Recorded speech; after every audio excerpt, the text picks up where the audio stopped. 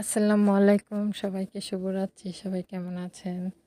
আশা করি সবাই খুব ভালো আছেন। তো আজকে নিয়ে আসলাম মুগ ডাল দিয়ে গিলা কলিজা রান্না করব।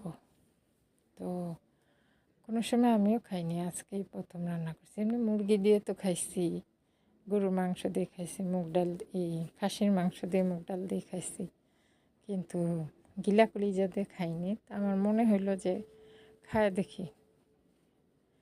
তো যেই ভাবনা সেই কাজ, রান্না করলাম। তো আমি একটা বাটির মধ্যে সব মশলা একসাথে নিয়ে পানি দিয়ে গুলায় রাখছিলাম, যাতে মশলাটা একটু ঘন হয়।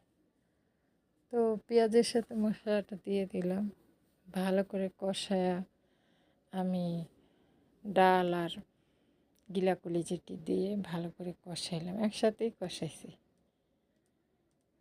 একটু লবণ বেশি হয়েছে দেখে তার সাথে আমি আবার একটা আলু একদম কিউব করে কেটে দিয়ে দিছি। তো আমি ভাবছিলাম কি, মনে হয় ভালো হবে না।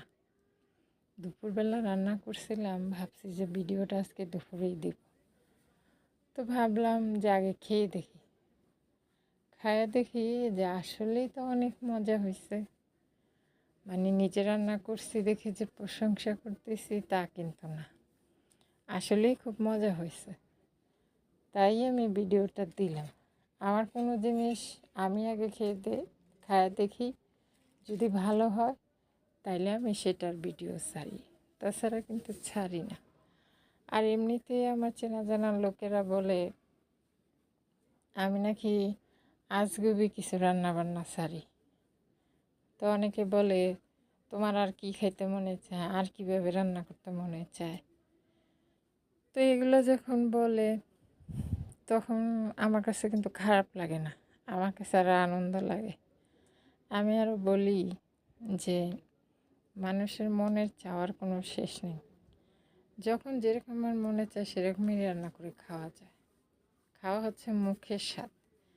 তো যদি ভালো লাগে সবাই রান্না করে খেয়ে দেখবেন। আমার কাছে তো ভীষণ ভালো লাগছে। আপনাদের কাছে যদি ভালো লাগে জানাবেন। সবাই ভালো থাকবেন, সুস্থ থাকবেন, আমার জন্য দোয়া করবেন। আল্লাহ।